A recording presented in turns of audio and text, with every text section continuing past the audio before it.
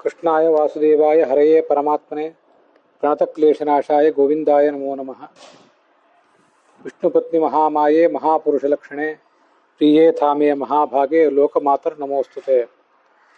रतत्वात् भात्मके विष्णावथवापि जगद्भृतेः भरतो वायुरुद्दिष्टः भारती तत् सरस्वती।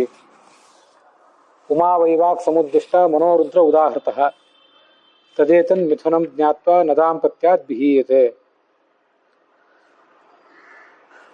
श्री गुरुभ्यो नमः।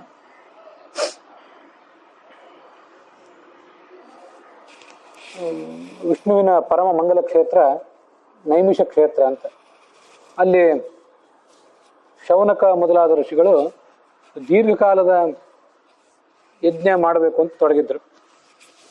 ಆ ಯಜ್ಞದ ಬಿಡುವಿನ ವೇಳೆಯಲ್ಲೇ ಈ ಒಂದು ಭಾಗವತದ ಪ್ರವಚನ ಕೂಡ ನಡೆಯಿತು. ತಯೇಕದಾ ತು ಮುನಯಃ ಪ್ರಾತರ್ಹುತ ಹುತಾಶನಾಃ ಸತ್ಕೃತಂ ಸೂತಮಾಸೀನಂ ಪಪ್ರಚ್ಛುರ್ಹು ಇದಂ ಆದೃತಾಃ.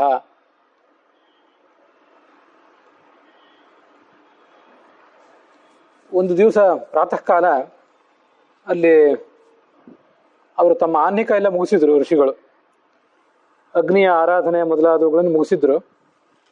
ಅದು ಮುಗಿಸಿದ್ದಾದ ಮೇಲೆ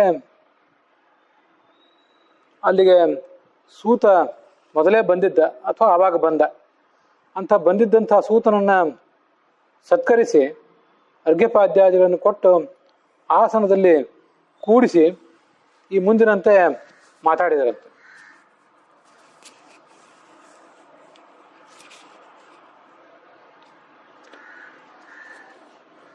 ತ್ವಯಾ ಖಲು ಪುರಾಣಾನಿ ಸೇತಿಹಾಸಾನಿ ಚಾನಘ ಆಖ್ಯಾತಾನ್ಯಪ್ಯಧೀತಾನಿ ಧರ್ಮಶಾಸ್ತ್ರಾಣಿ ತಾನ್ಯುತ.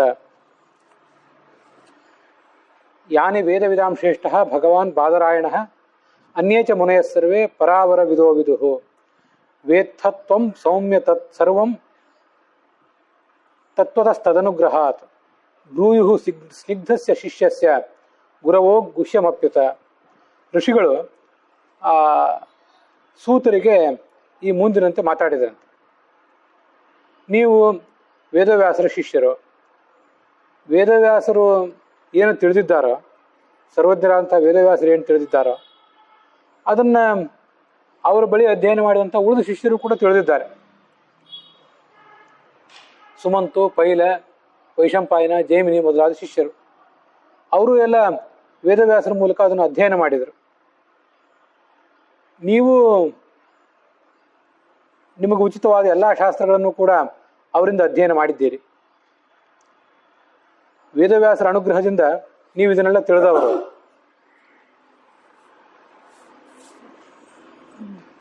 ಶಿಷ್ಯರಿಗೆ ಗುರುಗಳು ಎಲ್ಲನೂ ಉಪದೇಶ ಮಾಡೇ ಇರ್ತಾರೆ. ಅದರಲ್ಲೂ ಪ್ರೀತಿಪಾತ್ರನಾದಂಥ ಶಿಷ್ಯನಾದರೆ ಅವನಿಗೆಲ್ಲವನ್ನೂ ಉಪದೇಶ ಮಾಡಿರ್ತಾರೆ. ನೀವು ಅಂಥ ಶಿಷ್ಯರು. ಆದ್ದರಿಂದ ವೇದವ್ಯಾಸರು ಅನೇಕ ರಹಸ್ಯಗಳನ್ನು ನಿಮಗೆ ಹೇಳಿದ್ದಿರಬೇಕು. ಅಂಥ ಎಲ್ಲ ಕಥೆಗಳನ್ನು ನೀವು ನಮಗೂ ಕೂಡ ಹೇಳಬೇಕು ಅಂತ ಕೇಳಿದ್ರು ಅವರು. ಈಗಾಗಲೇ ಗೊತ್ತಿರುವಂತೆ ಈ ಶೌನಕ ಮೊದಲಾದ ಋಷಿಗಳು ದೊಡ್ಡ ಗುರುಕುಲ, ದೊಡ್ಡ ಶಾಲೆ ನಡೆಸ್ತಿದ್ದವರು. ಅಲ್ಲಿಗೆ ಬಂದವರು ಇವರು ಸೂತರೇನಿದ್ರು ಜಾತಿಯ ದೃಷ್ಟಿಯಿಂದ ರಥ ಹೊಡೆಯೋ ಜಾತಿಯವರವರು ಸೂತರು ಅಂದರೆ. ಆದರೆ ಅವರಲ್ಲಿದ್ದ ಜ್ಞಾನ, ಅವರಲ್ಲಿ ಅವರ ತಂದೆಯಲ್ಲಿ ಇದ್ದಂಥ ಜ್ಞಾನವನ್ನು ಜನ ಗೌರವಿಸಿ ಈ ಬ್ರಾಹ್ಮಣರಾದಂಥ ಶೌನಕ ಮೊದಲಾದವರು ಕೂಡ ಅವರಿಂದ ಪುರಾಣ ಅಧ್ಯಯನ ಮಾಡ್ತಿದ್ರು, ಉನ್ನತ ಸ್ಥಾನದಲ್ಲಿ ಕೂಡಿಸಿದ್ರು. ಇಲ್ಲಿ ಕುಳಿತ ಈಗ ಬಂದ ಸೂತ ಯಾರು? ಇವನ ಹೆಸರು ಉಗ್ರಶ್ರವ ಅಂತ ಹೆಸರು. ಇವ್ರ ತಂದೆ ರೋಮಹರ್ಷಣ ಅಂತ ಒಬ್ಬರಿದ್ರು. ರೋಮಾಂಚಾದ್ ರೋಮಹರ್ಷಣಂ. ವೇದವ್ಯಾಸ ಶುಕನ ತಂದೆ. ಆ ವೇದವ್ಯಾಸರೇ ಈ ರೋಮಹರ್ಷಣನನ್ನು ಕೂಡ ಹುಟ್ಟಿಸಿದ್ರು. ರೋಮಾಂಚದಿಂದ ವೇದವ್ಯಾಸರಿಗೆ ಒಂದು ಬಾರಿ ರೋಮಾಂಚ ಆನಂದ ಆದಾಗ ಅಲ್ಲಿಂದ ಈ ರೋಮಹರ್ಷಣ ಹುಟ್ಟಿದೆ. ಆನಂದ ಆದಾಗ ಮೈಯ ರೋಮ ಎಲ್ಲ ನಿವಿರು ಹೇಳ್ತದಲ್ಲ, ಆವಾಗ ಈ ರೋಮಹರ್ಷಣ ಅನ್ನೋನು ಹುಟ್ಟಿದ್ದ. ಅವನು ತಂದೆ. ಈಗಿರುವವನು ಅವ್ರ ಮಗ. ಆ ರೋಮಹರ್ಷಣ ಅಂತ ತಂದೆಗೆ ಯಾಕೆ ಹೆಸರಿತ್ತು? ತಂದೆದು ಮಹತ್ವ ತಿಳ್ಕೋಬೇಕು. ಅಂದರೆ ಮಗನ ಮಹತ್ವನು ಕೂಡ ನಮಗೆ ತಿಳಿಯುತ್ತದೆ. ಉಳಿದವರೆಲ್ಲ ಪುರಾಣ ಪ್ರವಚನ ಮಾಡಿದರೆ ಕಿವಿಗೆ ಮಾತ್ರ ಸಂತೋಷ ಆಗಿತ್ತು. ಆ ರೋಮಹರ್ಷಣ ಪ್ರವಚನ ಮಾಡಿದರೆ ಕಿವಿಗೆ ಮನಸ್ಸಿಗೆ ರೋಮ ರೋಮಕ್ಕೂ ಸಂತೋಷ ಆಗಬೇಕು, ಹರ್ಷ ಆಗಬೇಕು. ಆ ಥರ ಅವ್ರು ಪ್ರವಚನ ಮಾಡ್ತಿದ್ರು. ಮತ್ತು ಅವರು ರಥ ಹೊಡೆಯೋ ಜಾತಿಯಲ್ಲಿದ್ದರೂ ಕೂಡ ಋಷಿಗಳು ಅವ್ರಿಗೆ ಗೌರವ ಕೊಟ್ಟು ಅವ್ರನ್ನ ಉನ್ನತ ಆಸನದಲ್ಲಿ ಕೂಡಿಸಿದ್ರು. ಮುಂದೆ ಅವ್ರ ನಂತರ ತಂದೆ ನಂತರ ಮಗ ಪುರಾಣ ಪ್ರವಚನ ಹೇಳುವ ಕಾರ್ಯಕ್ರಮ ಮಾಡಿದರು. ಮುಂದೆ ಭಾಗವತದ 10ನೇ ಸ್ಕಂದದಲ್ಲಿ ಬರ್ತದೆ ಆ ಅಪ್ಪನ ಕಥೆ. ಅಲ್ಲೂ ಒಂದು ಕಡೆ ಪ್ರವಚನ ನಡೆದಿತ್ತಂತೆ. ಆವಾಗ ಈ ಬಲರಾಮ ಅಲ್ಲಿಗೆ ಹೋದಂತೆ. ಅದು ಕೌರವ ಪಾಂಡವರ ನಡುವೆ ಯುದ್ಧ ನಡೆದಂತಹ ಸಂದರ್ಭ. ಈ ದುರ್ಯೋಧನನು ನಮಗೆ ಬೇಕಾದವನು, ಪಾಂಡವರು ನಮಗೆ ಬೇಕಾದವರು. ಆದ್ದರಿಂದ ಇವರಿಬ್ಬರ ನಡುವಿನ ಯುದ್ಧದಲ್ಲಿ ನಾನು ಭಾಗವಹಿಸೋದಿಲ್ಲ, ನಾನು ತಟಸ್ಥನಾಗಿರ್ತೇನೆ ಅಂತ ಅವನು ತೀರ್ಥಯಾತ್ರೆಗೆ ಹೋದಂತೆ ಬಲರಾಮ. ತೀರ್ಥಯಾತ್ರೆಗೆ ಹೋದವನು ಈ ಋಷಿಗಳೆಲ್ಲಿದ್ರು ಅಲ್ಲಿ ಬಂದ. ಅಲ್ಲಿ ಪ್ರವಚನ ನಡೆದಿತ್ತು. ಅಲ್ಲಿ ಪ್ರವಚನ ನಡೆದಾಗ ಆ ಸೂತ ಪುರಾಣಿಕರು ಮೇಲೆ ಕೂತವರು ಇವನನ್ನು ಗೌರವಿಸಲಿಲ್ಲ. ನಿಯಮ ಏನಂದ್ರೆ, ಪುರಾಣ ಪ್ರವಚನಕ್ಕೆ ಏನು ಕಟ್ಟೆ ಮೇಲೆ ಕೂತಿರ್ತಾರಲ್ಲ, ಅವರಲ್ಲಿ ಸ್ವಯಂ ವೇದವ್ಯಾಸನೇ ಸನ್ನಿಹಿತರಾಗಿರ್ತಾರೆ. ಅದರಿಂದ ಬೇರೆ ಯಾರೇ ಬಂದು ನಮಸ್ಕಾರ ಮಾಡಿದ್ರು ಇವರು ಅವ್ರಿಗೆ ಪ್ರತಿಯಾಗಿ ನಮಸ್ಕಾರ ಏನು ಮಾಡಬೇಕಾಗಿಲ್ಲ. ಇದು ನಿಯಮ. ಬೇರೆ ಸಂದರ್ಭದಲ್ಲಿ ಪರಸ್ಪರ ಕುಶಲ ಪ್ರಶ್ನೆ, ನಮಸ್ಕಾರ ಇತ್ಯಾದಿ ಎಲ್ಲ ಇದ್ದೇ ಇರ್ತದೆ. ಆದ್ದರಿಂದ ಅವರು ಹೇಳಲಿಲ್ಲ ಅಲ್ಲಿ. ಅದನ್ನ ಯಾರೂ ನಿರೀಕ್ಷಣೆ ಮಾಡೋದಿಲ್ಲ ಸಾಮಾನ್ಯವಾಗಿ. ಕಟ್ಟೆ ಮೇಲೆ ಆ ಪ್ರವಚನಕ್ಕೆ ಕೂತವರು ಕೂಡ ಹೇಳಬೇಕು, ಎದ್ದು ನಮಗೆ ಗೌರವ ಕೊಡಬೇಕು ಅಂತ ಅಲ್ಲಿ ಯಾರು ಬಂದವ್ರು ನಿರೀಕ್ಷೆ ಮಾಡಬಾರ್ದು. ಅಂಥವ್ರು ಯಾರು ಅಲ್ಲಿ ಬರಲೂಬಾರ್ದು ಹಾಗೆ ನೋಡಿದರು. ಆದರೆ ಬಲರಾಮ ಸ್ವಲ್ಪ ಧಾರ್ಷ್ಟ್ಯದ ಸ್ವಭಾವ, ಕೋಪ, ಅಸಹನೆ. ರಾಮನ ತಮ್ಮನಾಗಿ ಕೃಷ್ಣನಾಗಿದ್ದ ಅವನೇ. ಅಲ್ಲಿ ಬಹಳ ಸೌಮ್ಯ ಸ್ವಭಾವದವನು. ಅಲ್ಲಿಯೂ ರೋಷ, ದಶರಥನ ಬಗ್ಗೆ, ಕೈಕೇಯಿಯ ಬಗ್ಗೆ ರೋಷ ಅದೆಲ್ಲ ಇರ್ತಿತ್ತು. ಆದರೆ ರಾಮನಿಗೆ ತಗ್ಗಿ ನಡೀತಿದ್ದ ಅಣ್ಣನಾದ್ದರಿಂದ. ಇಲ್ಲಿ ಕೃಷ್ಣನೇ ಅವನಿಗೆ ತಮ್ಮ ಆದ್ದರಿಂದ, ಈ ಬಲರಾಮನೇ ಹಿರಿಯನಾದ್ದರಿಂದ ಅವನ ಕೋಪ, ಅವನ ಸಿಟ್ಟು, ಅವನ ಆಟೋಪಕ್ಕೆ ಯಾರೂ ತಡೆ ಹಾಕೋರು ಇರಲಿಲ್ಲ. ಬಂದು ನೋಡಿದಾಗ ಯಾರೂ ಆ ಸೂತ ಪುರಾಣಿಕ ಹೇಳಲಿಲ್ಲ. ಪುರಾಣಿಕ ಅಂತಲೇ ಅವನಿಗೆ ಹೆಸರು. ಇದನ್ನು ಗಮನಿಸ್ಬೇಕು. ಪುರಾಣಿಕ ಅಂತ ಸರ್ನೇಮ್ ಇಟ್ಕೊಂಡವ್ರು ಇರ್ತಾರೆ. ಪುರಾಣಿಕ್ ಮಠ ಅಂತೆಲ್ಲ. ಅದು ಯಾಕೆಂದ್ರೆ ಪುರಾಣ ಹೇಳೋರು ಅಂತ ಅರ್ಥ ಅದಕ್ಕೆ. ಆಮೇಲೆ ಕಟ್ಟಿ ಅಂತ ಸರ್ನೇಮ್ ಇಟ್ಕೊಂಡವ್ರು ಇರ್ತಾರೆ. ಅದು ಯಾಕೆ ಕಟ್ಟಿ ಅಂತ ಇಟ್ಕೊಂಡಿರ್ತಾರೆ ಅಂದರೆ, ಕಟ್ಟೆ ಮೇಲೆ ಕೂತು ಹೇಳೋರು, ಪುರಾಣ ಹೇಳೋರು. ಆದ್ರಿಂದ ಅವ್ರಿಗೆ ಕಟ್ಟಿ ಅಂತ ಈಗ ಹೇಳ್ತಿರ್ತಾರೆ. ಸೂತ ಪುರಾಣಿಕ ಅಂತ ತಂದೆಗೆ ಹೆಸರು, ಮಗನಿಗೆ ಸೌತಿ ಅಂತ ಹೆಸರು. ಸೂತನ ಮಗ ಸೌತಿ. ಅವ್ನು ಹೇಳಲಿಲ್ಲ ಅಂದ್ಕೊಳ್ಳಿ, ಬಲರಾಮನಿಗೆ ಸಿಟ್ಟು ಬಂದು ಒಂದು ಏಟು ಹೊಡೆದ ಸೂತ ಪುರಾಣಿಕನ ಅವ್ನು ಕೊಂದು ಹಾಕಿಬಿಟ್ಟ. ಆ ಅಪ್ಪನ್ನ ಕೊಂದು ಹಾಕಿಬಿಟ್ಕೊಳ್ಳಿ ಋಷಿಗಳಿಗೆಲ್ಲ ಭಾಳ ಅಸಮಾಧಾನ ಆಯಿತು. ಇಲ್ಲ, ಎಂಥ ಕೆಲಸ ಮಾಡಿಬಿಟ್ಟೆ, ಅವನಿಗೊಂದು ಗೌರವ ಕೊಟ್ಟು ಅವನನ್ನು ನಾವು ಪ್ರವಚನಕ್ಕೆ ಕೂಡಿಸಿದ್ದೇವೆ ಅಲ್ಲಿ.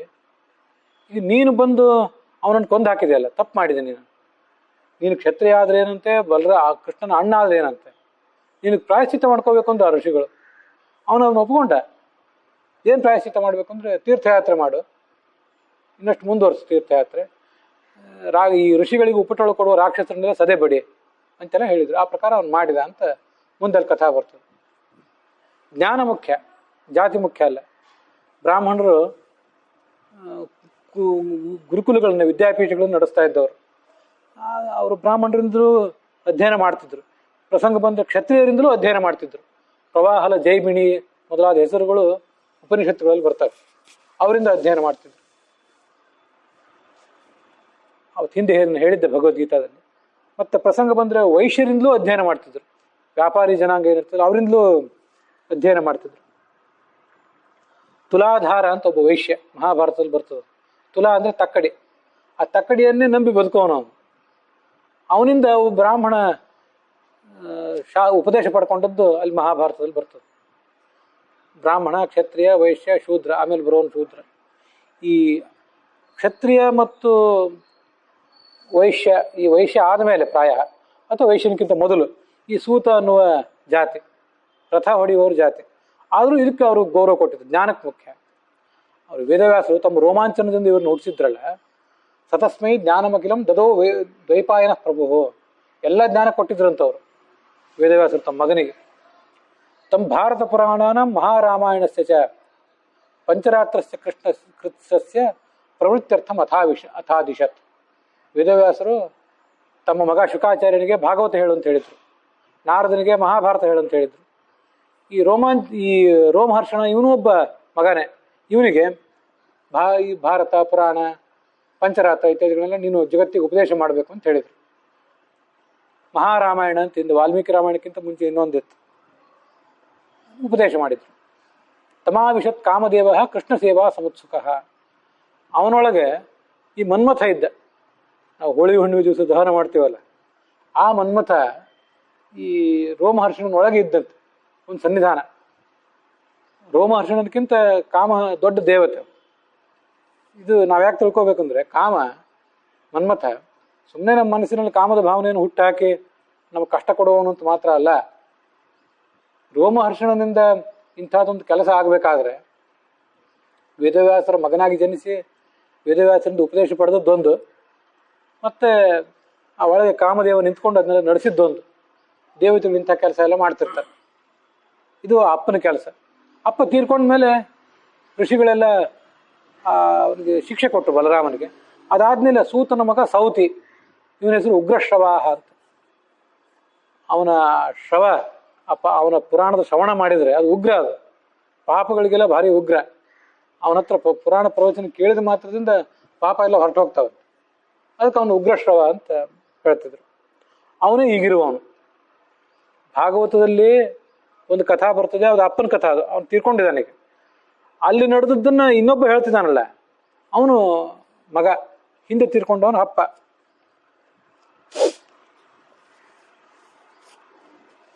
ಅವ್ರೇನು ಹೇಳಿದ್ರು ಋಷಿಗಳು, ತ್ವಯಾ ಖಲು ಪುರಾಣಾನಿ ಸೇತಿಹಾಸಾನಿ ಚಾನಗ. ಎಲ್ಲ ಪುರಾಣಗಳನ್ನು ನೀವು ಓದಿದ್ದೀರಿ. ನಿಮ್ಮ ತಂದೆನೂ ವೇದವ್ಯಾಸರ ಶಿಷ್ಯ, ನೀವು ವೇದವ್ಯಾಸರ ಶಿಷ್ಯರು, ಎಲ್ಲ ಅಧ್ಯಯನ ಮಾಡಿದ್ದೀರಿ ನೀವು. ಯಾನಿ ವೇದ ವಿಧಾಂ ಶ್ರೇಷ್ಠ. ಪುರಾಣಗಳನ್ನು ತಿಳಿದಿದ್ದೀರಿ, ಇತಿಹಾಸಗಳನ್ನು ಅಂದರೆ ಮಹಾಭಾರತ, ಪಂಚರಾತ್ರ, ಮೂಲ ರಾಮಾಯಣ ಎಲ್ಲ ತಿಳಿದಿದ್ದೀರಿ. ಆಖ್ಯಾತಾನಿ ಅಪಿ ಅಧೀತಾನಿ. ಮತ್ತು ಧರ್ಮಶಾಸ್ತ್ರಗಳನ್ನು, ಬೇರೆ ಬೇರೆ ಧರ್ಮಶಾಸ್ತ್ರಗಳನ್ನು, ವ್ಯಾಸಸ್ಮೃತಿ ಅಂತ ಒಂದು ಹಳೆಯ ಗ್ರಂಥ ಇತ್ತು, ಅಂಥದ್ದನ್ನು ಪ್ರಾಯ ನೀನು ಅಧ್ಯಯನ ಮಾಡಿದ್ದಿ. ಯಾನಿ ವೇದ ವಿಧಾಂ ಶ್ರೇಷ್ಠ ಭಗವಾನ್ ಬಾದರಾಯಣ. ಭಗವಂತ ಬಾದರಾಯಣರು, ವ್ಯಾಸರು ಏನೇನನ್ನು ತಿಳಿದಿದ್ದಾರಲ್ಲ, ಅವರು ತಿಳಿದಿದ್ದನ್ನು ಋಷಿಗಳು ಒಂದು ಸ್ವಲ್ಪ ತಿಳಿದಿದ್ದಾರೆ, ಅವ್ರ ಶಿಷ್ಯರು. ನೀವು ಕೂಡ ಅದನ್ನೇ ತಿಳಿದಿದ್ದೀರಿ. ನೀವು ವೇದವ್ಯಾಸರಿಗಿಂತ ಅವ್ರ ಶಿಷ್ಯರಿಗಿಂತ ನೀವಿನ್ನೂ ಹೆಚ್ಚು ತಿಳಿದಿದ್ದೀರಿ ಅಂತ ಏನಲ್ಲ. ವೇದವ್ಯಾಸರಿಗೆ ಏನು ಗೊತ್ತೋ ಅದೇ ನಿಮಗೂ ಕೂಡ ಗೊತ್ತು ಅಂತ ಅದ್ರ ತಾತ್ಪರ್ಯ.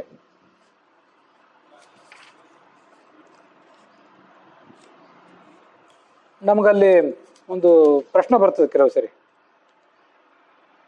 ನನಗೆ ನೀವು ಹೇಳುವುದು ಗೊತ್ತು, ನೀವು ಹೇಳುವುದು ಗೊತ್ತು, ಅವನು ಹೇಳುವುದು ಗೊತ್ತು ಅಂತ ನಾವೊಂದು ಮಾತಾಡ್ತೀವಿ ಅಂತ ತಿಳ್ಕೊಳ್ರಿ. ನೀವು ಹೇಳುವುದು ಗೊತ್ತಿದೆ ಅಂದರೆ ಅದು ಅರ್ಥ ತಿಳಿಯುತ್ತೆ. ನೀವು ಹೇಳುವುದು ಗೊತ್ತು ಅಂತಂದಾಗ ಅವ್ರಿಗೆ ಗೊತ್ತಿಲ್ಲದೆ ಇರೋದು ನೀವೊಂದೇನೋ ಬೇರೆ ಹೇಳಿದ್ದೀರಿ, ಅದು ನನಗೆ ಗೊತ್ತಿದೆ. ನೀವು ಹೇಳುವುದು ಗೊತ್ತಿದೆ ಅಂದರೆ ಇವರಿಬ್ಬರಿಗೂ ತಿಳಿದೇ ಇದ್ದು ನೀವು ಇನ್ನೊಂದೇನೋ ಹೇಳಿದ್ದೀರಿ, ಅದು ನನಗೆ ಗೊತ್ತು ಅಂತ ಅರ್ಥ ಆಗ್ತದೆ. ಅಂದರೆ ವೇದವ್ಯಾಸರಿಗೆ ಏನು ಗೊತ್ತೋ ಅದು ನಿಮ್ಗೆ ಗೊತ್ತು, ಋಷಿಗಳಿಗೆ ಏನು ಗೊತ್ತೋ ಅದು ನಿಮ್ಗೆ ಗೊತ್ತು ಅಂತಂದರೆ, ಹಾಗಾದರೆ ವೇದವ್ಯಾಸರಿಗೆ ಗೊತ್ತಿಲ್ಲದೆ ಇರೋದು ಋಷಿಗಳಿಗೆ ಏನಾದ್ರು ಗೊತ್ತಾ ಅಂತ ಪ್ರಶ್ನೆ ಬರೋ ಸಾಧ್ಯತೆ ಇದೆ. ಅದಕ್ಕೆ ವೇದವ್ಯಾಸರಿಗೆ ಗೊತ್ತಿಲ್ಲದೆ ಇರುವುದು ಋಷಿಗಳಿಗೆ ಗೊತ್ತಿದೆ ಅಂತ ಅರ್ಥ ಅಲ್ಲ. ವೇದವ್ಯಾಸರಿಗೆ ಏನು ಗೊತ್ತಿದೆಯೋ ಅದೇ ಋಷಿಗಳಿಗೆ ಗೊತ್ತಿದೆ. ವೇದ ವಿಧಾಂ ಶ್ರೇಷ್ಠ, ಎಲ್ಲ ಕಡೆ ಹೀಗಿರೋದು. ವೇದ ವಿಧಾಂ ಅಂದರೆ ವೇದಜ್ಞಾನಿಗಳಲ್ಲಿ ಶ್ರೇಷ್ಠರಾದವರು ಈ ವೇದವ್ಯಾಸರು. ಎಲ್ಲ ಕಡೆ ಅದೇ ಥರ ಇರೋದು.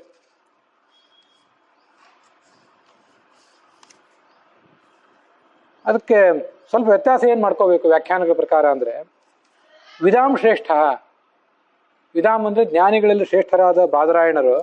ಯಾನಿ ವೇದ, ಏನಂತ ತಿಳಿದಿದ್ದಾನೋ, ವೇದ ವಿಧಾಮ್ ಅಂತ ಒಂದೇ ಪದ ಅಲ್ಲ. ವಿಧಾಮ್ ಅಂತ ಬೇರೆ, ವೇದ ಅಂತ ಬೇರೆ.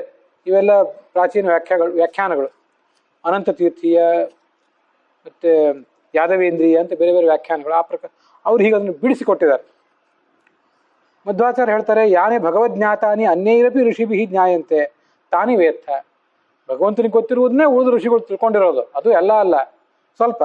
ಅದನ್ನೇ ನೀವು ತಿಳ್ಕೊಂಡಿದ್ದೀರಿ ಒಂದು ಸ್ವಲ್ಪ. ಬ್ರಹ್ಮಾಂಡ ಪುರಾಣದ ಮಾತು ನಾವು ಕೇಳ್ತೇವೆ. ನಾವೇನೀಗ ಭಾಗವತ ಕೇಳಲಿಕ್ಕಂತ ಕೂತಿದ್ದೀವಿ, ನಡುವೆ ನಡುವೆ ಬ್ರಹ್ಮ ಪುರಾಣ, ಬ್ರಹ್ಮಾಂಡ ಪುರಾಣ, ಮತ್ತು ಸ್ಕಂದ ಪುರಾಣ ಇತ್ಯಾದಿಗಳ ಮಾತನ್ನು ಕೇಳ್ತಿರ್ತೀವಿ. ಅಲ್ಲೊಂದು ಬ್ರಹ್ಮಾಂಡ ಪುರಾಣದ ಮಾತು, ದ್ವೈಪಾಯನೇನ ಯದ್ಬುದ್ಧಂ ಬ್ರಹ್ಮಾದ್ಯೈಸ್ತನ್ನ ಬುದ್ಧ್ಯತೆ ಸರ್ವಬುದ್ಧಂ ಸವೈ ವೇದ ತದ್ಬುದ್ಧಂ ನಾಣ್ಯಗೋಚರಂ ಅಂತ. ದ್ವೈಪಾಯನರಿಗೆ ಅಂದರೆ ವೇದವ್ಯಾಸರಿಗೆ ಏನು ಗೊತ್ತಿದೆಯಲ್ಲ ಅದೆಲ್ಲವೂ ಬ್ರಹ್ಮಾದಿಗಳಿಗೆ ಗೊತ್ತಿದೆ ಅಂತ ತಿಳ್ಕೊಬೇಡಿ. ಯಾಕಂದ್ರೆ ಅವನು ಭಗವಂತ, ಅವನಿಗೆಲ್ಲವೂ ಗೊತ್ತು. ಅದೆಲ್ಲವೂ ಚತುರ್ಮುಖ ಬ್ರಹ್ಮನಿಗೂ ಗೊತ್ತಿಲ್ಲ, ಸ್ವಲ್ಪ ಕಡಿಮೆನೇ ಗೊತ್ತಿದೆ. ಸರ್ವಬುದ್ಧಂ ಸವೈ ವೇದ, ತನ್ನ ಶಿಷ್ಯರಾದವರಿಗೆ ಉಳಿದವರಿಗೆಲ್ರಿಗೂ ಗೊತ್ತಿರುವುದು. ಸುಮಂತು, ಜೈಮಿನಿ, ಪೈಲ, ವೈಶಂಪಾಯನ, ಸೂತ ಪುರಾಣಿಕ ಮತ್ತು ಶುಕಮುನಿ ಇತ್ಯಾದಿಗಳಿಗೆ ಏನು ಗೊತ್ತಿದೆಯೋ ಅದೆಲ್ಲವೂ ವೇದವ್ಯಾಸರಿಗೆ ಗೊತ್ತಿದೆ. ಗುರು ಆದ್ದರಿಂದ ಅವರಿಗೆಲ್ಲ ಗೊತ್ತಿದ್ದೇ ಇದೆ. ತದ್ಬುದ್ಧಂ ನಾಣ್ಯ ಗೋಚರಂ, ಆದರೆ ಅವ್ರಿಗೆ ಗೊತ್ತಿರುವುದು ಎಲ್ಲನೂ ಉಳಿದವ್ರಿಗೆ ಗೊತ್ತಿಲ್ಲ.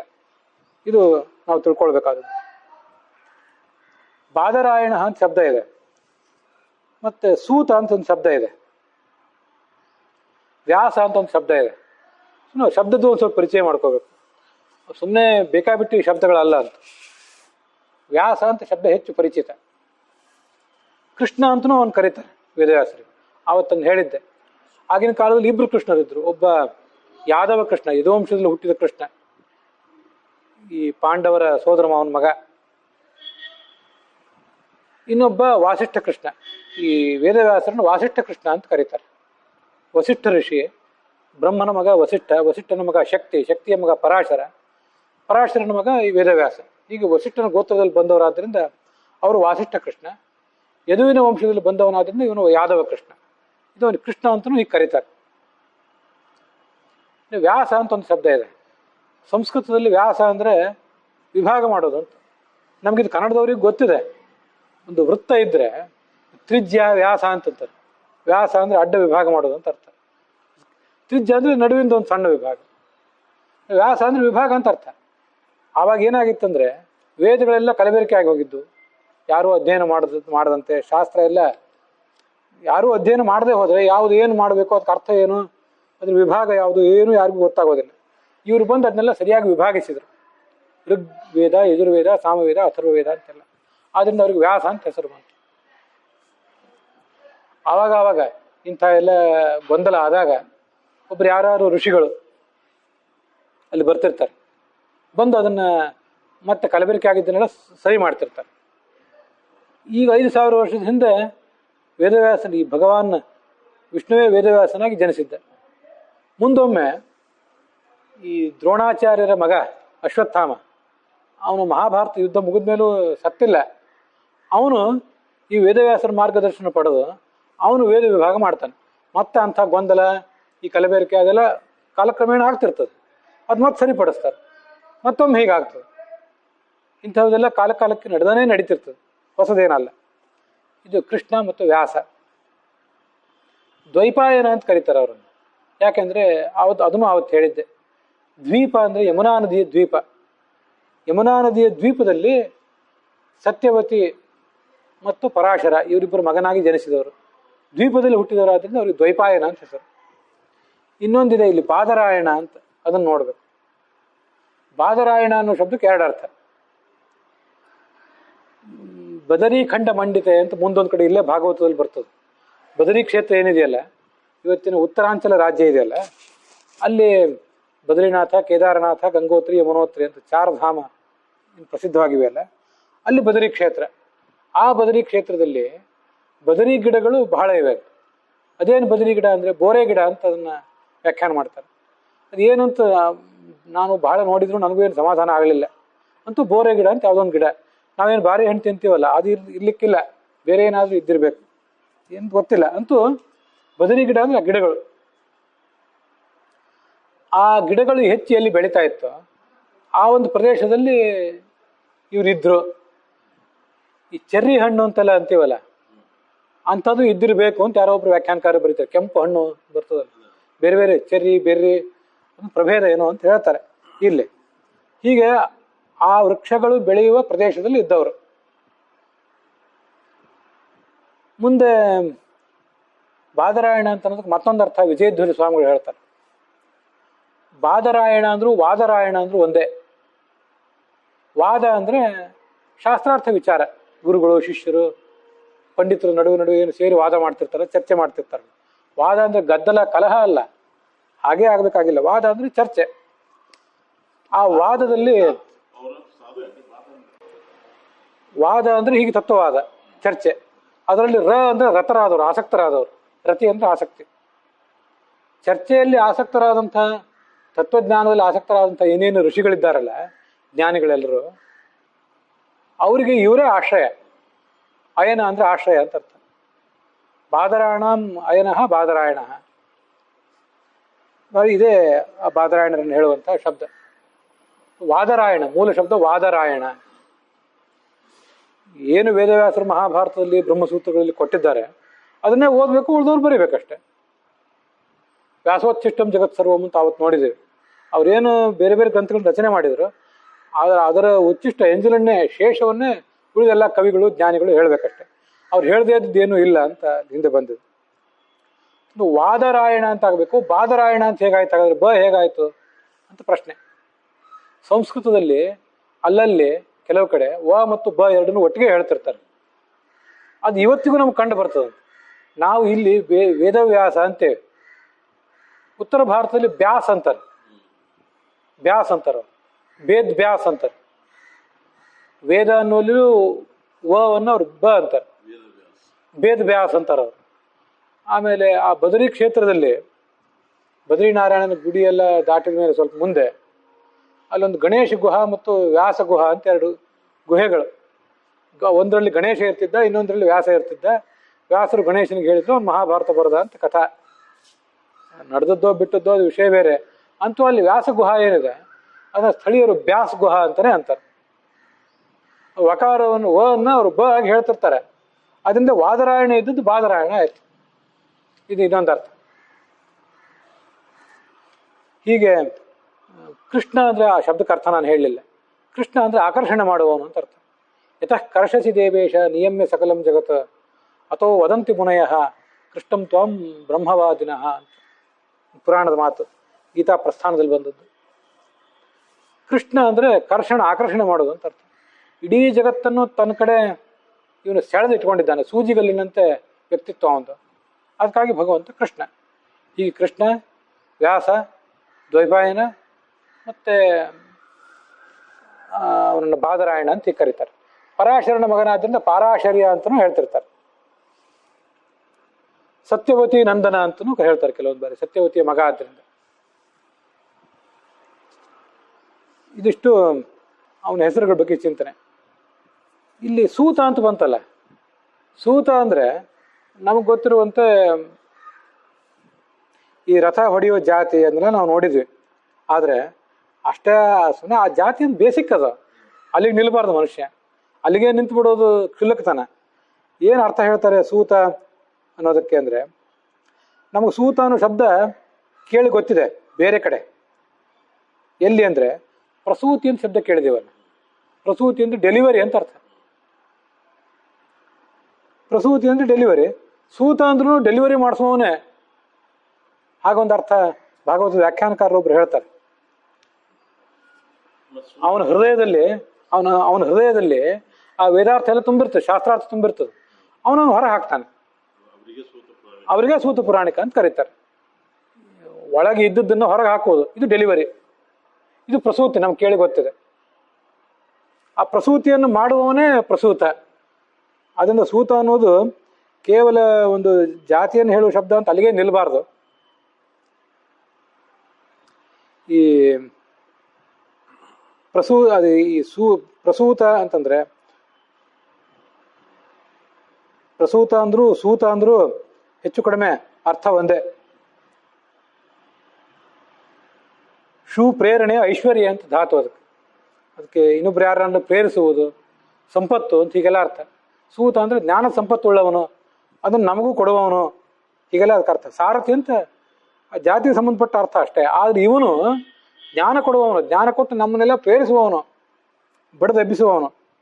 ಆದ್ದರಿಂದ ಇವನಿಗೆ ಸೂತ ಅಂತ ಹೀಗೆ ಹೆಸರು. ಇದು ಒಂದು ವ್ಯಾಖ್ಯಾನದಲ್ಲಿ ಕಂಡು ಬರ್ತದೆ. ಅವನು ತಂದೆನೂ ಸೂತ, ಮಗನೂ ಸೂತನೇ.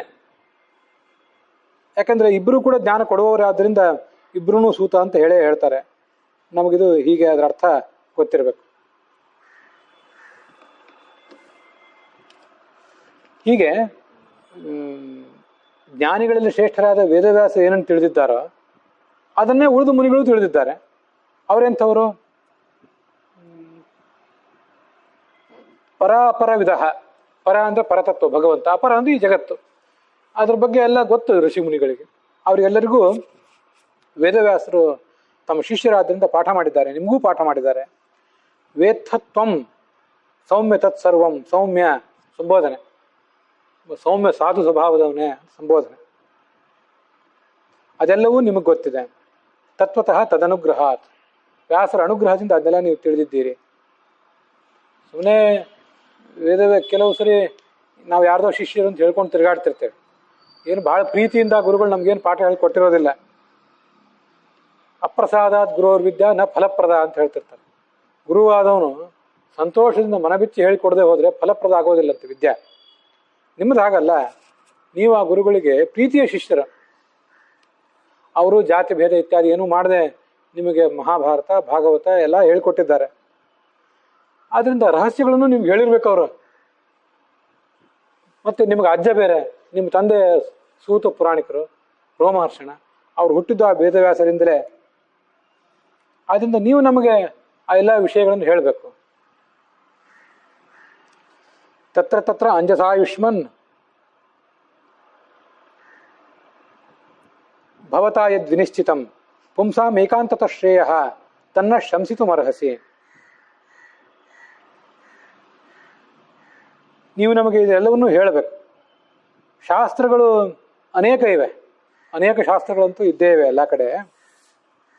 ಆ ಅನೇಕ ಶಾಸ್ತ್ರಗಳ ಪೈಕಿ ಯಾವ ಶಾಸ್ತ್ರವನ್ನು ನಾವು ಕೇಳಲೇಬೇಕಾದದ್ದು ಯಾವುದು? ಯಾಕೆಂದರೆ ಮೂಲತಃ ಮನುಷ್ಯನ ಆಯುಷ್ಯ ಕಡಿಮೆನೆ, ಯಾವ ಯುಗಕ್ಕೆ ಹೋದರೂ.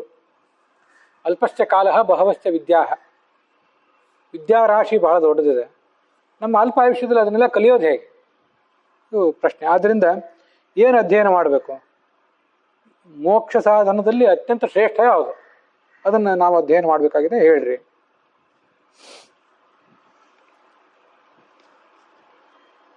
ಅವರೇ ಒಂದು ಶ್ಲೋಕ ಹೇಳ್ತಾರೆ ಮುಂದೆ, ಇದು ಕೂಡ ಬಹಳ ಉತ್ತಮವಾದ ಶ್ಲೋಕ. ಪ್ರಾಯೇಣ ಅಲ್ಪಾಯುಷೋ ಮರ್ತ್ಯಾಃ ಕಲಾವಸ್ಮಿನ್ ಯುಗೇ ಜನಾಃ ಮಂದಾ ಸುಮಂದಮತಯಃ ಮಂದಭಾಗ್ಯಾಃ ಹಿ ಉಪದ್ರುತಾಃ. ಭಾಗವತ್ ಸಾರೋದ್ಧಾರದಲ್ಲಿ 351ನೇ ಶ್ಲೋಕದಲ್ಲಿ ಇದು ವ್ಯಾಖ್ಯಾನ ರೂಪದಲ್ಲಿ ಬಂದಿದೆ. ವಿಷ್ಣು ತೀರ್ಥರು ಇದನ್ನು ಮೂಲ ಶ್ಲೋಕದಲ್ಲಿ ಉದ್ಧಾರ ಮಾಡಿಲ್ಲ. ಭಾಗವತ್ ಸಾರೋದ್ಧಾರದ ಶ್ಲೋಕ ಬೇರೆ ಇದೆ 351, ಅದರ ವ್ಯಾಖ್ಯಾನದಲ್ಲಿ ಈ ಶ್ಲೋಕ ತಗೊಂಡಿದ್ದಾರೆ. ನೀವು ಯಾರು ಅದನ್ನ ಪುಸ್ತಕ ನೋಡುವವರು ಗುರುತು ಮಾಡ್ಕೊಳ್ಬೋದು. ಮನುಷ್ಯನ ಸ್ಥಿತಿ ಹೇಗೆ ಎಲ್ಲ ಯುಗದಲ್ಲೂ, ವಿಶೇಷತಃ ಕಲಿಯುಗದಲ್ಲಿ. ಈ ಕಲಿಯುಗದಲ್ಲಿ ಏನು ಸ್ಥಿತಿ ಅಂದರೆ ಅಲ್ಪಾಯುಷಃ, ನಮ್ಮ ಆಯುಷ್ಯ ಅಲ್ಪ.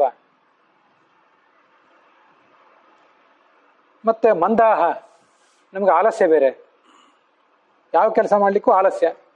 ಫಲ ಮಾತ್ರ ಶೀಘ್ರವಾಗಿ ಬೇಕು ಎಲ್ಲದಕ್ಕೂ, ಲೌಕಿಕ ಕೆಲಸಕ್ಕೂ ಅಷ್ಟೇನೆ. ಮಂದಾಹ ಸುಮಂದಮತಯ, ಸೋಮಾರಿಗಳಲ್ಲದೇನೆ ಕೆಲವರಿಗೆ ಒಳ್ಳೆಯ ಬುದ್ಧಿ, ಚುರುಕು ಬುದ್ಧಿ ಇರ್ತದೆ, ಅಂಥವರು ಸೋಮಾರಿಗಳಾಗಿರ್ತಾರೆ. ಇನ್ನು ಕೆಲವರು ಆಲಸಿಗಳು, ಸೋಮಾರಿಗಳು ಬೇರೆ, ಅವ್ರಿಗೆ ಬುದ್ಧಿಶಕ್ತಿಯೂ ಕಡಿಮೆ. ಸುಮಂದಮತಯ, ತೀರಾ ಮಂದವಾದ ಬುದ್ಧಿ, ಹೇಳಿದ ಅರ್ಥವೇ ಆಗೋದಿಲ್ಲ. ಹೀಗೆ ಸುಮಂದಮತಯ ಅವರು. ಮಂದಭಾಗ್ಯ, ಅವರ ಅದೃಷ್ಟವೂ ಕೂಡ ಬಹಳ ಕಡಿಮೆನೆ.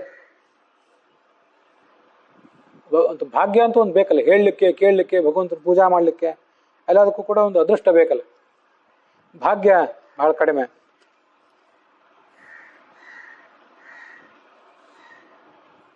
ನೂರಾರು ವಿಘ್ನಗಳು, ರೋಗಾದಿ ಉಪದ್ರವಗಳು ನಾವು ಬೇರೆ.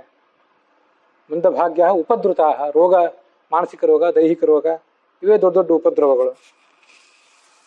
ಮುಖ್ಯವಾಗಿ ಮಾನಸಿಕ ರೋಗವೇ ದೊಡ್ಡ ಸಮಸ್ಯೆ ಮನುಷ್ಯನಿಗೆ. ವಿಕಾಸ ದುಡ್ಡು ಇರ್ತದೆ, ಎಲ್ಲ ಅನುಕೂಲ ಇರ್ತದೆ, ಆದರೆ ಧರ್ಮ ಕಾರ್ಯ ಮಾಡಬೇಕು ಅಂತ ಅನಿಸೋದಿಲ್ಲ. ಅಂಥವರೇ ಸಮಾಜದಲ್ಲಿ ಹೆಚ್ಚು. ಮಂದಭಾಗ್ಯ ಅನ್ನೋದು ಬಹಳ ಮಹತ್ವದ ವಿಷಯ ಇದು. ನಾವು ಈ ಜಗತ್ತಿನಲ್ಲಿ ಯಾವುದೋ ಸುಂದರಿಯಾದ ಹೆಂಡತಿ, ಗಂಡ ಸಿಕ್ಕಳು, ಭಾರಿ ದೊಡ್ಡ ಭಾಗ್ಯ. ಇನ್ಯಾರೋ ದೊಡ್ಡ ವ್ಯಾಪಾರ, ಉದ್ಯೋಗ, ಅದರಲ್ಲಿ ಕೆಲಸ ಮಾಡುವ ಅವಕಾಶ ಸಿಕ್ತು, ದೊಡ್ಡ ದೊಡ್ಡ ವ್ಯಕ್ತಿಗಳ ಸಂಪರ್ಕ ಆಯಿತು, ಜೀವನದಲ್ಲಿ ಮೇಲೆ ಏರುವ ಅವಕಾಶ ಸಿಗ್ತದೆ, ಇದೆಲ್ಲ ಭಾಗ್ಯ ಅಂತ ನಾವು ತಿಳ್ಕೊತಿರ್ತೇವೆ. ನನ್ನಷ್ಟು ಭಾಗ್ಯಶಾಲಿ ಯಾರೂ ಇಲ್ಲ ಅಂತ ನಾವು ತಿಳ್ಕೊತಿರ್ತೇವೆ. ಆದರೆ ವಾಸ್ತವಿಕವಾಗಿ ಭಾಗ್ಯ ಅಂದರೆ ಜ್ಞಾನ ಸಂಪಾದನೆ ಮಾಡುವ ಭಾಗ್ಯವೇ ಭಾಳ ದೊಡ್ಡ ಭಾಗ್ಯ ಅದೇ. ಆದರೆ ಆ ಭಾಗ್ಯನೇ ಈಗ ಭಾಳ ಕಡಿಮೆ. ಉಳಿದೆಲ್ಲ ಭಾಗ್ಯಗಳು ಬೇಕಾದಷ್ಟಿವೆ, ಇದೊಂದು ಭಾಗ್ಯ ಬಹಳ ಕಡಿಮೆ. ಉಪದ್ರವಗಳು ಬೇರೆ. ಏನು ಮಾಡಬೇಕು? ಭೂರೀಣಿ ಭೂರಿ ಕರ್ಮಾಣಿ ಶ್ರೋತವ್ಯಾನಿ ವಿಭಾಗಶಃ. ನಾವು ಶ್ರವಣ ಮಾಡಬೇಕಾದದ್ದು ಬಹಳ ಇದೆ. ಭೂರೀಣಿ ಭೂರಿ ಕರ್ಮಾಣಿ, ಶಾಸ್ತ್ರ ಅಧ್ಯಯನ ಮಾಡುವುದೇ ಮಾಡಲಿಕ್ಕೆ ಹೊರಟ್ರೆ ಲೆಕ್ಕವಿಲ್ಲದಷ್ಟು ಶಾಸ್ತ್ರಗಳಿವೆ. ಆಮೇಲೆ ಅಲ್ಲಿ ಕರ್ಮಗಳನ್ನು ಏನೇನೋ ಹೇಳ್ತಿರ್ತಾರೆ, ಬೇರೆ ಬೇರೆ ಕರ್ಮಗಳನ್ನು ಮಾಡಬೇಕು ಅಂತ. ಅಂಥ ಯಜ್ಞ ಮಾಡ್ರಿ, ಇಂಥ ಯಜ್ಞ ಮಾಡ್ರಿ ಅಂತೆಲ್ಲ ಹೇಳ್ತಿರ್ತಾರೆ. ಅವು ಬಹಳ ಕರ್ಮಗಳಿದ್ದೇ ಇವೆ. ಮತ್ತೆ ಅವುಗಳಲ್ಲಿ ಪರಸ್ಪರ ಒಮ್ಮತನೂ ಇರೋದಿಲ್ಲ. ಶ್ರೋತವ್ಯಾನಿ ವಿಭಾಗಶಃ, ಎಲ್ಲೆಲ್ಲೋ ಕೇಳಿಬರ್ತಿರ್ತವೆ ಯಾವುದ್ಯಾವುದೋ ಋಷಿಗಳ ಹೆಸರಿನ ಸ್ಮೃತಿಗಳು. ಇಷ್ಟೆಲ್ಲ ಇದ್ದಾಗ ಅವುಗಳ ಅಧ್ಯಯನವು ಬಹಳ ಕಷ್ಟ ಆದಾಗ ಈ ಎಲ್ಲ ಶಾಸ್ತ್ರಗಳಲ್ಲಿ ಸಾರರೂಪವಾದ ಶಾಸ್ತ್ರವನ್ನು ನಮಗೆ ಹೇಳ್ರಿ, ಬೇಗ ಅಧ್ಯಯನ ಮಾಡಿ ಬೇಗ ನಾವು ತತ್ವಜ್ಞಾನ ಪಡೆದು ಮುಕ್ತಿಗೆ ಹೋದೆವು, ಅದನ್ನು ಹೇಳಿರಿ.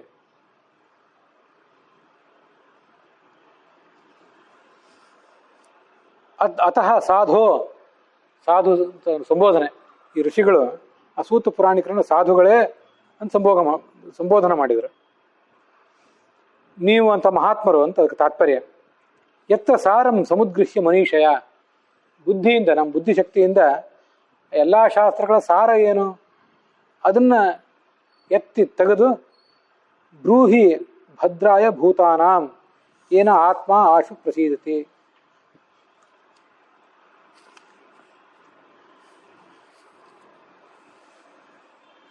ನಮ್ಮ ಎಲ್ಲರ ಅಂತಃಕರಣವೂ ಶುದ್ಧ ಆಗಬೇಕು, ನಮ್ಗೆಲ್ರಿಗೂ ಸಂತೋಷ ಆಗಬೇಕು, ಎಲ್ಲಿಗೂ ಕೂಡ ಮೋಕ್ಷ ಆಗಬೇಕು. ಭೂತ ಅಂತಿದೆ, ಯಾರೋ ಒಬ್ರಿಗೆ ಮೋಕ್ಷ ಅಲ್ಲ, ಯಾರೋ ಒಬ್ರಿಗೆ ಕಲ್ಯಾಣ ಅಲ್ಲ. ಜಗತ್ತಿನಲ್ಲಿ ಯಾವ್ಯಾವ ಜೀವಗಳಿವೆ ಎಲ್ಲ ಜೀವಗಳಿಗೂ ಯಾರಿಗೆ ಕೇಳಬೇಕು ಅಂತಿದೆಯೋ ಅವರೆಲ್ರಿಗೂ, ಕೇಳುವ ಅಪೇಕ್ಷೆ ಇಲ್ಲದೆ ಇದ್ದವರಿಗೆ ಏನು ಮಾಡ್ಲಿಕ್ಕೆ ಬರೋದಿಲ್ಲ. ಆದ್ದರಿಂದ ಭೂತಗಳು ಅಂದರೆ ಏಕೋ ವಿಷ್ಣು ಮಹದ್ಭೂತಂ ಪೃಥಕ್ ಭೂತಾನ್ ಅನೇಕಶಃ ಅಂತ ಮಹಾಭಾರತ ಹೇಳುವಂತೆ, ಭಗವಂತ ಒಂದು ಭೂತ, ದೊಡ್ಡ ಭೂತ ಅದು. ಇವುಳದವೆಲ್ಲ ಸಣ್ಣ ಸಣ್ಣ ಭೂತಗಳಂತೇವೆ. ಭೂತ ಅಂದರೆ ದೆವ್ವ ಭೂತ ಪ್ರೇತಗಳೇನಲ್ಲ, ಭೂತ ಅಂದರೆ ಜೀವ ಅಂತ ಇಷ್ಟೇ ಅರ್ಥ. ಭೂತ ಅಂದ್ರೂ ಭೂತಿ ಅಂದ್ರೂ ಅದೇ ಅರ್ಥ, ಏಳಿಗೆ ಅಭಿವೃದ್ಧಿ ಅಂತ ಅರ್ಥ ಆಗುತ್ತೆ. ಅಭಿವೃದ್ಧಿಯಾಗುವ ಯೋಗ್ಯತೆಯನ್ನು ಪಡೆದಂಥವು, ಅಂಥ ಒಂದು ನಿಷ್ಠೆ ಆಸಕ್ತಿ ಇದ್ದಂಥ ಜೀವಗಳು ಅವೇ ಭೂತಗಳು. ಅವುಗಳಿಗೆ ಭದ್ರ ಆಗಲಿ. ಏನ ಆತ್ಮ ಆಶು ಪ್ರಸೀದತೆ. ಆತ್ಮ ಅಂತ ಶಬ್ದ ಬಂತು. ಆತ್ಮ ಅಂದರೆ ದೇಹ, ಆತ್ಮ ಅಂದರೆ ಮನಸ್ಸು, ಆತ್ಮ ಅಂದರೆ ಜೀವ, ಆತ್ಮ ಅಂದರೆ ಪರಮಾತ್ಮ. 4 ಅರ್ಥ ಇದೆ. ಹಿಂದೆ ಭಗವದ್ಗೀತಾದಲ್ಲಿ ನೋಡಿದ್ದೇವೆ ಈ ಹಿಂದೆ. ಭಾಗವತನ ಕೇಳಿದ್ದ ಮಾತ್ರದಿಂದ ನಮ್ಮ ದೇಹದ ದೋಷಗಳೆಲ್ಲ ಹೋಗಲಿ, ಮನಸ್ಸಿನ ದೋಷ ಹೋಗಲಿ, ಜೀವದ ಅಜ್ಞಾನ ಆಲಸ್ಯ ಕಾಮ ಕ್ರೋಧ ಮೋಹಗಳೆಲ್ಲ ತೊಳೆದು ಹೋಗಲಿ. ಕೊನೆಗೆ ಭಗವಂತನಿಗೆ ಆತ್ಮ ಅಂದರೆ ಭಗವಂತ, ಅವನೇ ಆತ್ಮ, ಅವನು ಕೂಡ ಪ್ರಸನ್ನನಾಗಲಿ. ಅವನು ಪ್ರಸನ್ನನಾಗಿ ನಮಗದನ್ನು ಅನುಗ್ರಹಿಸಲಿ, ಆ ಜ್ಞಾನವನ್ನು. ಮುಖ್ಯವಾಗಿ ಭಗವಂತನಿಗೆ ಆತ್ಮ ಅನ್ಬೇಕಂತ. ಆತತತ್ವಾಚ್ಚ ಮಾತೃತ್ವಾತ್ ಆತ್ಮೇತಿ ಪರಮೋಮತಃ ಆತ್ಮಾಭಾಸಾಸ್ತದನ್ಯೇತು ನಹ್ಯೇತೇಷಾಂ ತಥಾ ಗುಣಾ. ತತ್ವ ನಿರ್ಣಯದಲ್ಲಿ ಆತ್ಮ ಅಂತಿದೆಯಲ್ಲ, ಆತ ಅಂತ ಒಂದು ಶಬ್ದ, ಮ ಅಂತ ಒಂದು ಶಬ್ದ. ಅಲ್ಲಿ ಆತ ಅಂದರೆ ಎಲ್ಲ ಕಡೆ ವ್ಯಾಪ್ತನಾದವನು ಅಂತ ಅರ್ಥ, ಸರ್ವದೇಶ ಸರ್ವಕಾಲದಲ್ಲಿ ವ್ಯಾಪ್ತನಾದವನು. ಮ ಅಂದರೆ ಜ್ಞಾನ ಅಂತ ಅರ್ಥ. ಹೀಗೆ ಸರ್ವಜ್ಞ ಸರ್ವವ್ಯಾಪ್ತ, ಆ ದೃಷ್ಟಿಯಿಂದ ಭಗವಂತನೇ ಆತ್ಮ. ಪರಮಪುರುಷನಾದ ಭಗವಂತನನ್ನೇ ಆತ್ಮ ಅನ್ಬೇಕು. ಆತ್ಮ ಆಭಾಸ, ನಮ್ಮಂಥವರೆಲ್ಲ ಆತ್ಮರೇ ಅಲ್ಲ, ಆತ್ಮಾಭಾಸರು. ನಾವು ಸುಮ್ಮನೆ ಆತ್ಮರಂತೆ ಕಾಣ್ತಾ ಇದ್ದೇವೆ, ಉಸಿರಾಡ್ತಿದ್ದೇವೆ, ಅದರಿಂದ ನಮ್ಮನ್ನು ಆತ್ಮರು ಅನ್ಬೇಕಷ್ಟೆ. ಉಸಿರಾಟ ಒಂದೇ, ಕಲ್ಲಿಗೂ ಚಡಕ್ಕೂ ನಮಗೂ ಇರುವ ವ್ಯತ್ಯಾಸ. ನಶ್ಯೇತೇಷಾಂ ತಥಾಹ ಗುಣಾಃ. ಇವರೇನು ಸರ್ವವ್ಯಾಪ್ತರಲ್ಲ, ಸರ್ವಜ್ಞರಲ್ಲ, ಏನೂ ಅಲ್ಲ ಇವರು. ಆದ್ದರಿಂದ ನಮ್ಮ ಮನಸ್ಸು ಪ್ರಸನ್ನವಾಗಲಿ, ಈ ಜೀವಕ್ಕಿಷ್ಟು ನೆಮ್ಮದಿ ದೊರೆಯಲಿ, ಭಗವಂತ ಪ್ರಸನ್ನನಾಗಲಿ, ನೀನು ಆ ಒಂದು ವಿಷಯವನ್ನು ನಮ್ಗೆ ಹೇಳು. ವಾಸ್ತವಿಕವಾಗಿ ಭಗವಂತ ಪ್ರಸನ್ನನಾಗಿದ್ದರೆ ಇನ್ನು ಕೇಳಲಿಕ್ಕೆ ಸಾಧ್ಯ. ಸ್ವಲ್ಪ ಸ್ವಲ್ಪ ಆದರೂ ಕೇಳಬೇಕಾದ್ರೆ ಭಗವಂತ ಪ್ರಸನ್ನ ಆಗಲೇಬೇಕು. ಈ ಒಂದಿಷ್ಟು ನಮಗೆ ಭಗವಂತ ಹಿಂದಿಂದ ಸಪೋರ್ಟ್ ಮಾಡಿದರೆ ನಾವು ಕೇಳಲಿಕ್ಕೆ ಹೋಗ್ತೇವೆ. ಇನ್ನಷ್ಟು ಕೇಳಿದಾಗ ಭಗವಂತ ಮತ್ತಷ್ಟು ಸಂತೋಷ ಪಡ್ತಾನೆ, ಇವ್ರು ಕೇಳ್ತಿದ್ದಾರೆ ಅಂತ. ಅದು ಹಿಂದೆ ಇಲ್ಲೇ ಭಾಗವತದಲ್ಲಿ ಬಂದಿದೆ. ಪಶ್ಯತಃ ಮೇ ಅತೀವ ತೃಪ್ತಿರ್ಭವೇತ್ ಅಂತ ಹಿಂದೊಂದು ಕಡೆ ಬಂದಿದೆ. ಆ ಮೋಕ್ಷಾನ್ ಮಹತಿ ತೃಪ್ತಿ ಅಹೋಮೇ ಪಶ್ಯತೋ ಭವೇತ್. ನೀವು ಭಾಗವತ ಪ್ರವಚನ ಮಾಡುವುದನ್ನು ಕೇಳಿದ್ದನ್ನು ನಾವು ನೋಡ್ತಾ ಕೂತಿರ್ತೀವಿ ಅಂತಾರೆ ವೇದವ್ಯಾಸರು. ನೋಡಿ ನೋಡಿ ನಮಗೂ ತೃಪ್ತಿ ಆಗ್ತದೆ. ಅಂತೂ ನಾನು ಹುಟ್ಟಿಸಿದ ಈ ಪ್ರಜೆಗಳು ವ್ಯರ್ಥವಾಗಿ ಕಾಲ ಕಳೆದೇ ಇದೊಂದಿಷ್ಟು ಏನೋ ಮಾಡ್ತಿದ್ದಾರಲ್ಲ, ಸಂತೋಷ ಆಗ್ತದಂತ. ಏನ ಆತ್ಮ ಆಶು ಪ್ರಸೀದತೆ. ಸೂತ ಜಾನಾಸಿ ಭದ್ರಂತೆ ಭಗವಾನ್ ಸಾತ್ವತ್ಯಾಂಪತಿ ದೇವಕ್ಯಾಂ ವಸುದೇವಸ್ಯ ಜಾತೋ ಯಸ್ಯ ಚಿಕೀರ್ಷಯ. ಈ ಭಗವಂತ ಕೃಷ್ಣ ದೇವಕಿಯ ಉದರದಲ್ಲಿ ವಸುದೇವನ ಮಗನಾಗಿ ಜನಿಸಿದ್ನಲ್ಲ, ಯಾವ ಉದ್ದೇಶದಿಂದ? ಯಸ್ಯ ಚಿಕೀರ್ಷೆ, ಏನು ಮಹಾಕಾರ್ಯ ಮಾಡಬೇಕು ಅಂತ ಹುಟ್ಟಿದ. ಅವನು ಸಾತ್ವತಾಂಪತಿ. ಸಾತ್ವತರು ಅಂದ್ರೆ ಯಾದವರಿಗೆ ಒಡೆಯ. ಇನ್ನೊಂದು ಸಾತ್ವತಾಂ ಅಂದ್ರೆ ಸಾತ್ವಿಕರಾದವರಿಗೆ ಒಡೆಯ, ಇನ್ನೊಂದು ಅರ್ಥ. ಯಾವ ಉದ್ದೇಶದಿಂದ ಅವನು ಅವತರಿಸಿದ ಅದನ್ನು ನೀವು ಹೇಳ್ರಿ. ಭಾಗವತ ಅಂದರೆ ಎಲ್ಲ ಕಥೆಗಳನ್ನು ಹೇಳ್ತಾರೆ, ಮತ್ಸ್ಯ ಕೂರ್ಮ ಎಲ್ಲ ಅವತಾರಗಳನ್ನು ಹೇಳ್ತಾರೆ. ವಿಶೇಷವಾಗಿ 10ನೇ ಸ್ಕಂದದಲ್ಲಿ ಕೃಷ್ಣನ ಕಥೆಯನ್ನು ಹೆಚ್ಚು ಹೇಳ್ತಾರೆ. ಅದನ್ನೆಲ್ಲ ಹೇಳ್ರಿ ನಮಗೆ ನೀವು. ತನ್ನ ಶುಶ್ರೂಷಮಾಣಾನಾಂ ಅರ್ಹಸಿ ಅಂಗ ಅನುವರ್ಣಿತುಂ ಯಸ್ಯಾವತಾರೋ ಭೂತಾನಾಂ ಕ್ಷೇಮಾಯ ವಿಭವಾಯ ಚ.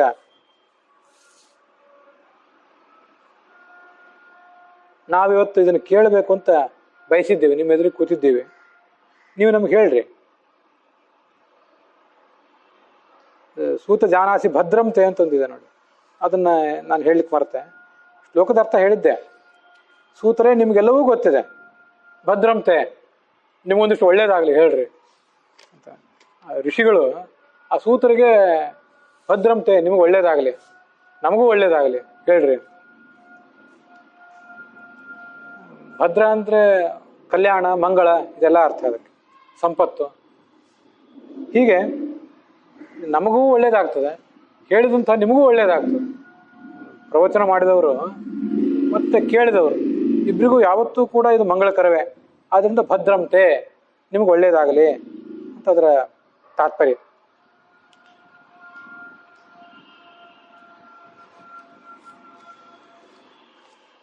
ನಾವು ಈಗ ಕೇಳಬೇಕು ಅಂತ ಬಯಸಿದ್ದೀವಿ, ನಮಗೆ ಶುಶ್ರೂಷಾ ಇದೆ.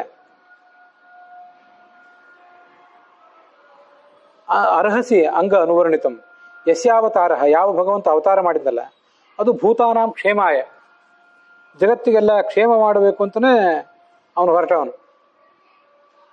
ಮತ್ತು ವಿಭವಾಯಚ, ಜಗತ್ತಿನ ಸಂಪತ್ತಿಗಾಗಿ ಕೂಡ ಅವನು ಅವತಾರ ಮಾಡಿದವನು. ಭಕ್ತರ ಹಿತಕ್ಕಾಗಿ, ಭಕ್ತರ ಕ್ಷೇಮಕ್ಕಾಗಿ. ಯೋಗ ಕ್ಷೇಮ ಅಂತ ಈಗ ಹೇಳ್ತಿರ್ತಾರೆ. ಇಲ್ಲಿ ಕ್ಷೇಮ ಅಂದರೆ ಇದ್ದೇ ಕ್ಷೇಮನೇ, ಯೋಗ ಅಂದರೆ ವಿಭವ. ಈಗ ಇಲ್ಲದೇ ಇರುವ ಸಂಪತ್ತು ಬರುವುದಾದ್ರೆ ವಿಭವ ಅಂತಾರೆ ಅಥವಾ ಯೋಗ ಅಂತಾರೆ. ಕ್ಷೇಮ ಅಂದರೆ ಇದ್ದು ಸಂಪತ್ತು ಸುರಕ್ಷಿತವಾಗಿರೋದು, ಇದಕ್ಕೆ ಯೋಗಕ್ಷೇಮ ಅಂತ ಅಂತಿರ್ತಾರೆ. ಅದನ್ನೇ ಇಲ್ಲಿ ವಿಭವ ಕ್ಷೇಮ ಅಂತ ಹೇಳಿದ್ದಾರೆ.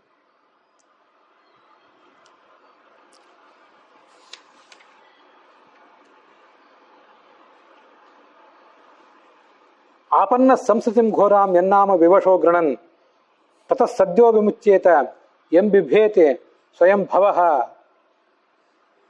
ಭಗವಂತನ ಬಗ್ಗೆ ವರ್ಣನೆ ಮಾಡ್ರಿ. ಅದು ಹೇಗೆ ವರ್ಣನೆ ನೀವು ಮಾಡಬೇಕು ಅಂದರೆ, ಆ ಭಗವಂತ ಎಂಥವನು ಅಂದರೆ, ಈ ಭಗವಂತನ ಗುಣಕೀರ್ತನ ನಡೀತಾ ಇದ್ರೆ ಈ ಭಯಂಕರವಾದಂತಹ ಸಂಸಾರ, ಈ ಸಂಸಾರವೇ ದೂರ ಓಡಿ ಹೋಗ್ತದೆ, ನಮ್ಮನ್ನು ಪೀಡಿಸೋದಿಲ್ಲ ಅದು. ಈಗ ಸಂಸಾರ ನಮ್ಮನ್ನು ಗಟ್ಟಿಯಾಗಿ ಹಿಡ್ಕೊಂಡು ಬಿಟ್ಟಿದೆ, ಅಥವಾ ನಾವೇ ಅದನ್ನು ಹಿಡ್ಕೊಂಡು ಬಿಟ್ಟಿದ್ದೀವಿ. ಸಂಸಾರದಿಂದ ಹೊರಗೆ ಬರ್ಲಿಕ್ಕೆ ನಮಗೆ ಆಸಕ್ತಿ ಇಲ್ಲ, ಆದ್ರಿಂದ ನಾವು ಅಲ್ಲಿ ಸಿಕ್ಕಿ ಬಿದ್ದಿದ್ದೀವಿ. ನಡುವೆ ಇದೆಂಥ ಸಂಸಾರ, ಜೀವನದಲ್ಲಿ ಏನು ಅರ್ಥ ಇಲ್ಲ ಅಂತ ಮಾತಾಡ್ತೇವೆ. ವಾಸ್ತವಿಕವಾಗಿ ನಾನು ಅನೇಕ ಸರಿ ಅಂದ್ಕೊಂಡಿದ್ದೆ, ಬಾಳಪ್ಪ ನಾಳೆ ಮೋಕ್ಷ ಕೊಡ್ತೇನೆ, ಬರ್ತೀಯ ಅಂತ ದೇವ್ರು ನಮ್ಮನ್ನ ಕೇಳಿದರೆ ಹೆಂಡತಿ ಮಕ್ಕಳು ಗಂಡ ಇದನ್ನೆಲ್ಲ ಹೇಗೆ ಬಿಟ್ಟು ಬರಲಿ ಅಂತ ಅನ್ನಿಸ್ತದೆ ಮನುಷ್ಯನಿಗೆ. ಸಂಸಾರ ನಮ್ಮನ್ನು ಹಿಡಿದಿರೋದು ಆ ಕಡೆಯಲ್ಲಿ, ನಾವೇ ಸಂಸಾರವನ್ನು ಹಿಡಿದು ಬಿಟ್ಟಿದ್ದೇವೆ. ಹೀಗೆ ನಮ್ಮ ಸ್ಥಿತಿ ಇದೆ. ಅಂತೂ ಅಂಥ ಸಂಸಾರ ಅದು ನಮ್ಮನ್ನ ಈ ಕಟ್ಟಿ ಹಾಕಿದೆ. ಈಗ ಸದ್ಯ ಭವ ಅನ್ನೋ ಶಬ್ದಕ್ಕೆ ಸಂಸಾರ ಅಂತ ಒಂದು ಅರ್ಥ, ಇನ್ನೊಂದು ರುದ್ರ ಅಂತ ಅರ್ಥ. ಈಶ್ವರ, ಪಾರ್ವತಿಪತಿ ಈಶ್ವರ, ಅವನು ನಮ್ಮನ್ನು ಕಟ್ಟಿ ಹಾಕಿದ್ದಾನೆ. ಯಾಕೆಂದ್ರೆ ಈ ಮಹತ್ತತ್ವ, ಅಹಂಕಾರ ತತ್ವ, ಈಗ ತತ್ವಗಳಿವೆ. ಪ್ರಕೃತಿ, ಮಹತ್ತತ್ವ, ಅಹಂಕಾರ ತತ್ವ, ಪಂಚತನ್ಮಾತ್ರ, ಪಂಚಮಹಾಭೂತಗಳು, ಹೀಗೆಲ್ಲ. ಅದರಲ್ಲಿ ಅಹಂಕಾರ ತತ್ವಕ್ಕೆ ಅಭಿಮಾನಿ ಶಿವ. ಮತ್ತೆ ಈ ಸಂಸಾರದಲ್ಲಿ ನಮಗೇನೊಂದು ಆನಂದ ಸಿಗ್ತದಲ್ಲ, ಸಾಂಸಾರಿಕ ಸುಖ, ಇದಕ್ಕೆ ಶಿವಪಾರ್ವತಿಯರಿಬ್ಬರು ಅಭಿಮಾನಿಗಳಂತೆ. ಸಂಸಾರದಲ್ಲಿ ನೆಮ್ಮದಿ ಕೊಡು ಅಂತ ಅವ್ರನ್ನ ಕೇಳಬೇಕಂತ ಶಿವಪಾರ್ವತಿಯರನ್ನ. ಯಾವತ್ತು ಸಂಸಾರದಲ್ಲಿ ನೆಮ್ಮದಿ ಕೊಡ್ರಿ, ಒಂದಿಷ್ಟು ನೆಮ್ಮದಿ ಇದ್ರೆ ನಮಗೊಂದಿಷ್ಟು ಧರ್ಮ ಕಾರ್ಯ, ಪುರಾಣ, ಪ್ರವಚನ ಇದ್ರ ಬಗ್ಗೆ ಒಂದು ಗಮನ ಹೋಗ್ತದೆ. ನೆಮ್ಮದಿನೇ ಇಲ್ಲದೆ ಹೋದರೆ, ನಮ್ಮದೇ ಕಿರಿಕಿರಿ ನಮ್ಗೆ ಹೆಚ್ಚಾಗಿದ್ರೆ ನಾವಲ್ಲಿ ಏನು ಹೋಗಿ ಏನು ಕೇಳ್ತೀವಿ, ಏನು ಹೇಳ್ತೇವೆ, ಹೀಗಾಗ್ತದೆ. ಅದಕ್ಕೆ ಸಾಂಸಾರಿಕ ನೆಮ್ಮದಿ, ದಾಂಪತ್ಯ ಜೀವನ, ಅದಕ್ಕೆ ದೇವತೆ ಶಿವ ಮತ್ತು ಪಾರ್ವತಿಯರು. ವಿಶೇಷವಾಗಿ ದಂಪತಿಗಳು ಮಿಲನದಲ್ಲಿ ಏನು ಸುಖ ಪಡ್ತಾರಲ್ಲ, ಅದಕ್ಕೆ ಪಾರ್ವತಿ ಅದರ ಅಭಿಮಾನಿನಿ. ಮತ್ತೆ ಈ ಉಪಸ್ಥೇಂದ್ರಿಯ ಅಂತ ಏನಿದೆಯಲ್ಲ, ಪುರುಷರ ಅಥವಾ ಸ್ತ್ರೀಯರ ಉಪಸ್ಥೇಂದ್ರಿಯ, ಗುಹ್ಯಾಂಗ ಅಂತ ಏನಿದೆ, ಅದಕ್ಕೆ ಶಿವ ನಿಯಾಮಕ. ಯಾಕೆ ಶಿವನನ್ನು ಲಿಂಗ ರೂಪದಲ್ಲಿ ಪೂಜಾ ಮಾಡ್ತಿರ್ತಾರೆ ಅಂದರೆ, ಆ ಶಿವ ಮತ್ತು ಪಾರ್ವತಿ ಇಬ್ಬರು ದಾಂಪತ್ಯದ ಸುಖಕ್ಕೆ ದಾಯಕರು, ಮತ್ತೆ ಲಿಂಗದ ಅಭಿಮಾನಿ, ಲಿಂಗಾಭಿಮಾನಿ ಅಂತ. ಉಪಸ್ಥ ಸಶಿವೋ ಮನುಹು ಅಂತ ಶಿವನನ್ನ ಹೇಳ್ತಿರ್ತಾರೆ. ಆದ್ರಿಂದ ಈಗ ನಮ್ಮ ಈ ಸಂಸಾರದಲ್ಲಿ ಶಿವನನ್ನು ಬಹಳ ನಾವು ಪ್ರಾರ್ಥನೆ ಮಾಡಿ ಮಾಡಿ ಸಂಸಾರದಲ್ಲಿ ಅಂಟ್ಕೊಂಡು ಬಿಟ್ಟಿದ್ದೇವೆ. ನಾವು ಶಿವನನ್ನು ಪ್ರಾರ್ಥನೆ ಮಾಡಬೇಕು, ವಿಷ್ಣುವನ್ನು ಪ್ರಾರ್ಥನೆ ಮಾಡಬೇಕು, ಸಂಸಾರದಿಂದ ನಮ್ಮನ್ನು ಬಿಡಿಸ್ರಿ ಅಂತ. ಆ ಶಿವನೇ ಈಗ ಶುಕಾಚಾರ್ಯನಾಗಿ ಹುಟ್ಟಿದ್ದಾನೆ, ನಮಗದು ಗೊತ್ತಿದೆ. ಆದ್ದರಿಂದ ಆ ತತ್ವಗಳನ್ನು ವಿಶದವಾಗಿ ನಮಗೆ ಉಪದೇಶ ಮಾಡಿರಿ ಅಂತ ಆ ಶುಕಾಚಾರ್ಯನ ಕೇಳಬೇಕು.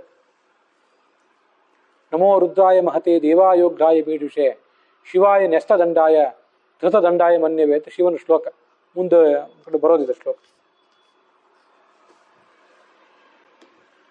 ನಮೋ ರುದ್ರಾಯ ಮಹತೆ, ಮಹಾತ್ಮನಾದ ರುದ್ರದೇವರಿಗೆ ನಮಸ್ಕಾರ. ದೇವಾಯ ಉಗ್ರಾಯ, ಅವನು ಉಗ್ರ ಸ್ವರೂಪ.